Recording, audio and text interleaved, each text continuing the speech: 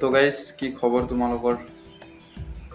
তোমালোকে গম পাইছা নিশ্চয়, অক্টোবৰ মাহত 2025 যিটো ইণ্টাৰভিউ হৈ গ'ল, এপইণ্টমেণ্ট লেটাৰ দিব চবকে, যিবিলাকে মানে চিলেকশ্যন হ'ব। তো সেইটোৰ ভিতৰত ময়ো এজন আছিলোঁ, ইণ্টাৰভিউ দিছিলোঁ। মোৰো মানে এইবাৰ হোৱা নাই, এক্সামতে নাম নাহিল।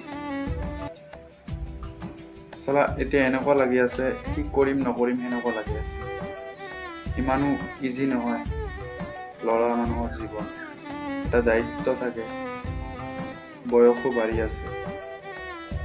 ডিপ্ৰেশ্যনত পৰি গৈছোঁ, কি কৰিম নকৰিম এনেকুৱা লাগি আছে। আকৌ এবাৰ চেষ্টা কৰি চাওঁ কি হয়। জীৱনটোতো চাকৰিৰ নামতে দিলোঁ, আৰু এবাৰ কিয়নো চেষ্টা কৰি চাওঁ, হয় না গাইজ?